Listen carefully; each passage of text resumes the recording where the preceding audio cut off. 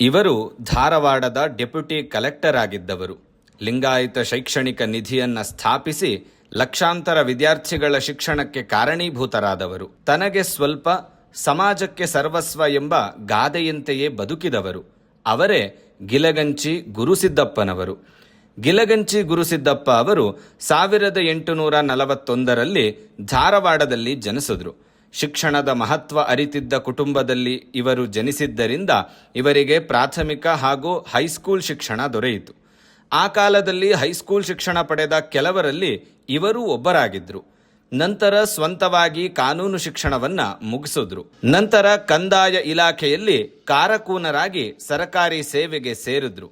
ನಂತರ ಅನೇಕ ವರ್ಷಗಳ ನಿಷ್ಠಾವಂತ ಸೇವೆಯಿಂದ ಗುರುಸಿದ್ದಪ್ಪನವರು ಡೆಪ್ಯೂಟಿ ಕಲೆಕ್ಟರ್ ಹುದ್ದೆಗೆ ಬಡ್ತಿ ಪಡೆದ್ರು. ಇವರು ಮನಸ್ಸು ಮಾಡಿದ್ದರೆ ಆ ಕಾಲದಲ್ಲೇ ಲಕ್ಷಾಂತರ ರೂಪಾಯಿ ದುಡ್ಡು ಮಾಡಬಹುದಿತ್ತು.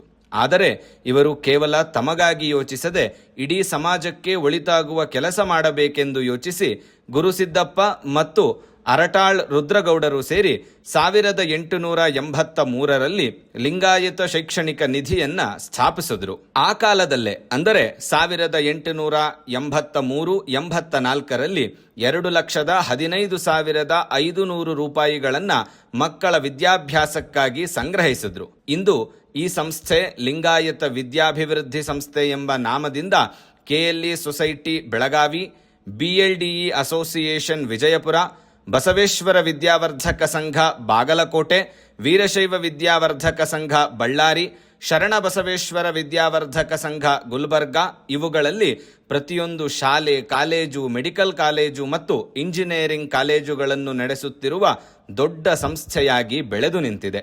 ಹೀಗೆ ಲಕ್ಷಾಂತರ ವಿದ್ಯಾರ್ಥಿಗಳ ಉನ್ನತ ಶಿಕ್ಷಣಕ್ಕೆ ಕಾರಣರಾಗಿರುವ ಇವರು 1891 ಜೂನ್ 22ರಂದು ಇಹಲೋಕವನ್ನ ತ್ಯಜಿಸಿದ್ರು.